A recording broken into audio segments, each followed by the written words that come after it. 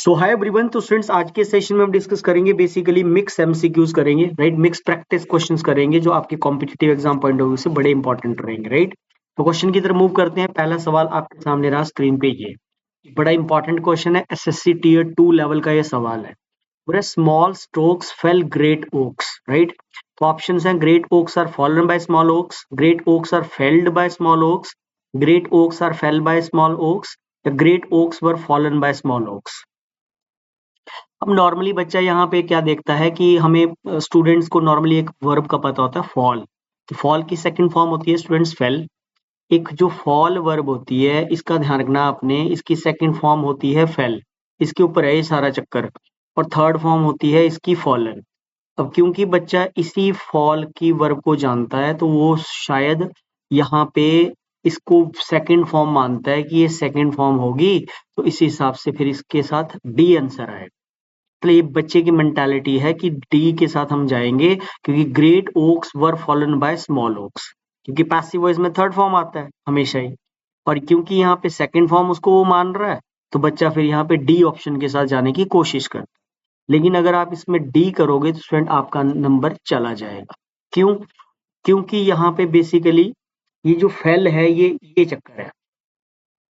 दो तरह के होते हैं, ये वर्ब कंफ्यूजिंग पेयर होता है, ध्यान रखना। ये जो पहला फॉल होता है, इसका तो मैंने आपको बता ही दिया, इसकी सेकंड फॉर्म फेल होती है और इसकी थर्ड फॉर्म फॉलन होती है, राइट। और इसका मतलब हिंदी में अगर हम बात करें तो इसका मतलब होता है गिरना। What does mean? गिरना, राइट।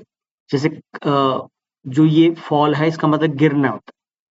लेकिन जैसे आपने बोला ही फेल डाउन, तो हम यहाँ पे ये सेकंड फॉर्म लगा रहे हैं सेंटेंस में, ये वाला, कि हम बोलना चाह रहे हैं कि वो नीचे गिर गया था। लेकिन जो ये सेकंड एक फेल भी होता है और ये वर्ब की फर्स्ट फॉर्म होती है, और इसकी सेकंड फॉर्म कुछ इस तरह से बनती है फेल्ड, और थर्ड में भी क्या बन जाता है स्टूडेंट? Failed, right. तो ये जो सेकंड वाला फेल होता है, इसका हिंदी में मतलब होता है गिराना। तो गिरना और गिराने में अंतर होता है स्टूडेंट। फॉल इज टू गिरना एंड फेल इज टू गिराना।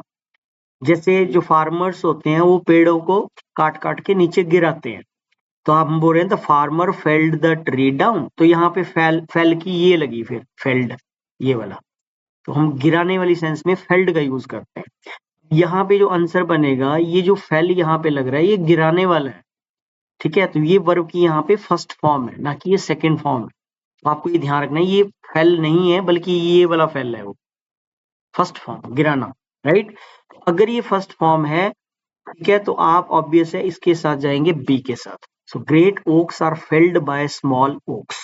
Great oaks are felled by small oaks. Small strokes fell great oaks. So great oaks are felled by small, यहाँ पे स्ट्रोक्स होना चाहिए था बाद में, बेसिकली स्मॉल स्ट्रोक्स, राइट। तो आंसर यहाँ पे स्टूडेंट, ये तो चलो वर्ड का एरर था इसमें क्वेश्चन में, लेकिन इसका मेन जो फंडा है वो इस वर्ब के ऊपर। Fell is to cut down होता है, और फॉल जो होता है वो गिरने की सेंस में यूज करते हैं। तो फॉल फेल फॉलन भी होता है, और फेल फेल्ड फेल्ड भी होता है, ये आपने ध्यान रखना। कम टू द सेकंड, जैसे कि देखो ये क्वेश्चन है, ये बड़ा इंपॉर्टेंट है। People are shouting slogans, right. ये वॉइस आती है पेपर में बदलने को। कभी भी ये क्वेश्चन एग्जाम में आ जाए, पीपल आर शाउटिंग स्लोगन्स, तो बच्चा तो यहाँ पे ऐसे ही सोचेगा कि सर स्लोगन्स प्लूरल है, तो इसके साथ आर आएगा। लेकिन ये जो इसका आंसर यहाँ लिखा हुआ है ना, ये गलत आंसर है। क्यों? क्योंकि आपको पता होना चाहिए स्टूडेंट्स, कुछ ऐसे नाउन्स होते हैं जैसे कि स्लोगन्स है, राइट। जैसे स्लोगन्स है, जैसे आपका जो है सराउंडिंग्स है, राइट। और भी बहुत सारे ऐसे नाउन होते हैं जो एस पे खत्म होते हैं, ठीक है। स्लोगन्स है, सराउंडिंग्स है, फिर आपका इनिंग्स है, राइट। और आपका इसकी इसी लिस्ट में कंफ्यूजिंग नाउन का क्वेश्चन है, इनिंग्स है, पॉलिटिक्स है। अब आप बोल के देखो, जब आप पॉलिटिक्स का एग्जाम्पल बनाओगे तो क्या आप इसके साथ आर लगाओगे? क्या आप हम ऐसे बोलेंगे politics are a dirty game? नहीं, इज आता है। तो स्लोगन्स को भी हमेशा ध्यान रखना, सिंगुलर ही कंसीडर करते हैं, तो आर नहीं होगा, यहाँ पे इज आता है। आपको दो ऑप्शन देगा पेपर में, आर वाली ऑप्शन भी मिलेगी, इज वाली भी मिलेगी। तो कभी भी आपने आर नहीं करना है, स्लोगन्स देख के आर नहीं करना है आपने। Slogans is being shouted by people, क्योंकि स्लोगन्स के साथ सिंगुलर वर्ब लिखी जाती है। जैसे हम बोलते हैं the first innings is over, are नहीं आता, इनिंग्स ही होता है। ये कंफ्यूजिंग नाउन होते हैं, इनके साथ वर्ब हमेशा ही सिंगुलर पुट होती है। थर्ड पे आ जाइए, ये जो ऑप्शन यहाँ दे रहा है तो बी आंसर हम करके आएंगे। Come to the third one, it's time blank to school, so he goes to school, went to school, had gone to school, none.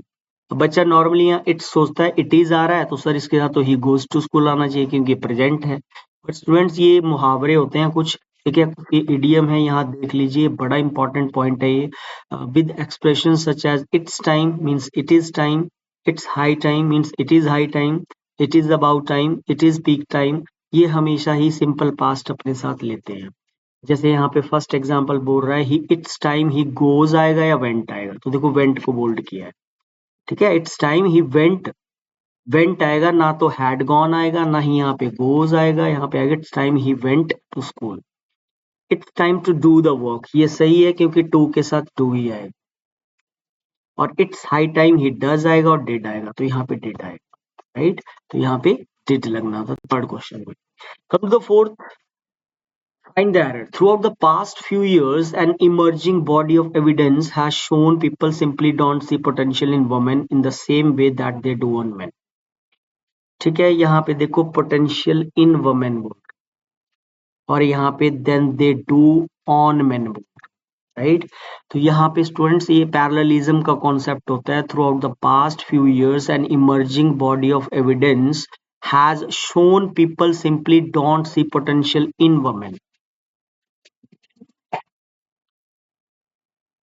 तो यहाँ पे भी क्या आ जाएगा, in men, it should be in men. Parallelism का concept है, पहले इन वुमेन आ रहा है तो आगे इन मेन आएगा। To the next one, he has not only blanked his fortune and estranged his friends but also ruined his health by his recklessness। अब देखो यहाँ से आइडिया लग रहा है कि ये स्टेटमेंट जो है नेगेटिव कॉन्टेक्स्ट में गोइंग ऑन है, तो ऑब्वियस है यहाँ पे वर्ड भी नेगेटिव आएगा। तो स्क्वेंडर्ड इसका राइट आंसर होगा, जिसका मीनिंग होता है वेस्ट करना। इसने न केवल अपने फॉर्चून को बर्बाद किया है, वेस्ट किया है, बल्कि उसने जो है अपनी हेल्थ को भी खराब कर दिया, रूइंड कर दिया। स्क्वेंडर्ड होता है to waste money, to waste money और टाइम। जो इंसान अपने पैसे को और अपने समय की बर्बादी करता है ना, उसके लिए स्क्वेंडर्ड वर्ड यूज करते हैं। So he has not only squandered his fortune and estranged his friends but also ruined। अब not only के बाद देखो squandered आ रहा है but also ruined आ रहा है, सेम वर्ब का पैटर्न आ रहा है, यही आंसर इसका बनेगा। Fifth one, women athletes have performed far better than men athletes। अब देखो यहाँ पे सेम है, यहाँ सारी वुमेन की बात कर रहा है और यहाँ पे मैन एथलीट्स बोल रहा है, तो यहाँ पे भी आएगा students, it should be men athletes. Option बनेगा हमारा A B C. Come to the sixth one, his tenure as a pilot made him face a lot of horrifying experience। A lot of जो होता है वो plural sense में होता है, तो यहाँ पे एक्सपीरियंसेस ऐसे बनेगा। सेवंथ पे आ जाते हैं, both of them will not refute the charges. So both of them will not refute the charges में क्या होगा, both of them will not refute the charges. Both of them यहाँ पे refute the charges, will not नहीं आएगा, both of them refute the charges इसका answer बनेगा। Come to the eighth one, those who blank of their riches are truly rich. ये important question है जी, आया हुआ है पेपर में ये वाला सवाल, एट्थ वाला, right, very very important. Those who announce of their riches, claim of their riches, boast of their riches, या फिर प्रिटेंड ऑफ देयर रिचेस। तो बोस्ट आएगा, बोस्ट का मतलब होता है ब्रैग करना, ब्रैगिंग करना, और ब्रैग होता है सेल्फ प्रेज। सेल्फ प्रेज को ही ब्रैग बोलते हैं, ठीक है। मतलब जो लोग अपनी ही बारे में सेल्फ प्रेज करते हैं, शेखी मारते हैं, वो रिचनेस के बारे में, रिचेस के बारे में, वो ट्रूली रिच नहीं होते। आंसर सी होगा। It is I who is आएगा, who is responsible for the mistake, या it is I who am responsible for the mistake. ये एसएससी वालों ने एक बार ये सवाल किया था। तो स्टूडेंट होता क्या है कि ये जो हु होता है ना, कुछ 3-4 वर्ड होते हैं, ये ध्यान रखना आपने, इनका हु होता है, इस लिस्ट में हमारा हुम आ जाता है, इस लिस्ट में हमारा हुज भी आ जाता है, और इस लिस्ट में हमारा विच भी आ जाता है। ये सारे जो वर्ड होते हैं ना, ये प्रोनाउन के अंदर रिलेटिव प्रोनाउन का काम करते हैं। All R dot P, relative pronoun. और रिलेटिव प्रोनाउन से पहले जो भी वर्ड आता है, जैसे यहाँ पे आए आ रहा है, राइट, तो आए आ रहा है, तो ये रिलेटिव प्रोनाउन का एंटीसीडेंट माना जाता है। जो पहले वर्ड आता है उसको एंटीसीडेंट बोलते हैं। और एंटीसीडेंट से कंफ्यूज नहीं होना है। एंटीसीडेंट का मतलब होता है या तो नाउन, या तो वो एंटीसीडेंट नाउन होता है, या तो एंटीसीडेंट हमारा प्रोनाउन होता है, राइट। ये है एंटीसीडेंट वर्ड का मीनिंग। जैसे कि यहाँ पे हु आ रहा है रिलेटिव प्रोनाउन, इसका जो एंटीसीडेंट है वो आए है। अब होता क्या है कि जो एंटीसीडेंट होता है ना, उसके अकॉर्डिंग आगे वर्ब लिखी जाती है। जो वर्ब आगे लगाई जाती है उस एंटीसीडेंट के आगे अकॉर्डिंग लगती है। तो एंटीसीडेंट तो आए है, अब आए के साथ तो इज नहीं आता, तो आंसर क्या होगा यहाँ पे, एम आएगा, इज नहीं आएगा। तो it is I who am responsible for the mistake. तो यहाँ पे सिर्फ हु नहीं, आपने हुम आएगा तो भी यही रूल लगाना है, हुज आएगा बाकी में तो भी यही लगाना है, विच आएगा तो भी यही लगाना है, और दैट आएगा सेंटेंस में तो भी यही पॉइंट आपको अप्लाई करना होता है। So in this particular case verb must agree according to the antecedent. So I यहाँ पे एंटीसीडेंट है, उसके अकॉर्डिंग एम आएगा। ये इंपॉर्टेंट क्वेश्चन है, ध्यान रखना। आगे आ जाते हैं 14th। ये रूल है, रूल से ही आपको एग्जाम्पल क्लियर कर दूंगा। टेंस कंडीशनल होते हैं स्टूडेंट्स, जब आप ऐसे बोलते हो ये फर्स्ट कंडीशन है, सेकंड कंडीशन है, थर्ड कंडीशन है, ये फिर इसके एग्जांपल्स। जब आपने बोला इफ ही कम्स, प्रेजेंट बोला, तो रिजल्ट फ्यूचर में आएगा, आई विल हेल्प हिम। अगर वो मेरे पास आएगा तो मैं उसकी हेल्प करूंगा। So if he comes I will help him. अब कम्स की जगह मैंने केम कर दिया, तो फिर विल की जगह वुड हेल्प हो जाएगा। स्ट्रक्चर है, ऐसे याद रखना आपने कि सेकंड फॉर्म के साथ वुड प्लस फर्स्ट फॉर्म चला जाएगा। फिर third, if he had come I would have helped him. ठीक है। अब फोर्थ में बोल रहा है if I had money I would help the poor. अब ये जो हैड है यहाँ पे ना, ये वाला है, सेकंड फॉर्म है ये। क्योंकि हैव जो होती है वो वर्ब की फर्स्ट फॉर्म होती है, राइट। इसका सेकंड फॉर्म हमारा हैड होता है, और इसका थर्ड फॉर्म भी हमारा हैड ही होता है। हैव हैड होता है। तो आप बोल रहे हो अगर मेरे पास पैसा होता, इफ आई हैड मनी, ये वाला सेकंड फॉर्म। थर्ड फॉर्म तो डायरेक्ट नहीं आ सकती, थर्ड फॉर्म हमेशा हैज हैव के साथ आती है परफेक्ट टेंस में। So if I had money so I would help, जैसे यहाँ पे लगा, ये वाला शॉर्टकट है इस वाले सेंटेंस में। सेकंड और फोर्थ दोनों सेम है। यहाँ सेकंड फॉर्म है, यहाँ वुड हेल्प है, यहाँ सेकंड फॉर्म है, यहाँ वुड हेल्प है। फिर आपने बोला इफ आई हैड मनी। अब देखो दो बार हैड आ रहा है। अब एक जो हैड है ना, ये पास्ट परफेक्ट की हेल्पिंग वर्ब है हैड, और दूसरा जो हैड लगा रहा है वो मेन वर्ब है इस हैव की थर्ड फॉर्म।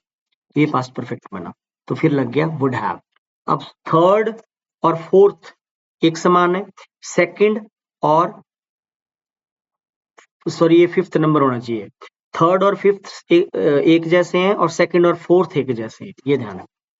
जैसे एग्जांपल है, दो देखो, if he would have read the instructions carefully he would not have committed mistakes. आप देखो यहाँ इफ के साथ देखो क्या आ रहा है, इफ के साथ क्या आ रहा है, इफ ही हैड कम, अगर वो आता तो मैं उसकी हेल्प करता। तो इफ के साथ टेंस लगाना है ना, ये तो इफ के साथ यहाँ पे वुड हैव लगा रहा है, तो ये गलत है।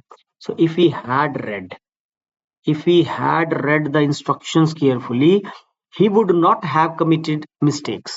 तो एक क्लॉज में टेंस लगता है, दूसरी क्लॉज में मॉडल कनेक्ट होती है। तो अगली क्लॉज में would not have committed mistakes सही लिखा हुआ है, लेकिन स्टार्टिंग में आना चाहिए था if he had read the instructions carefully.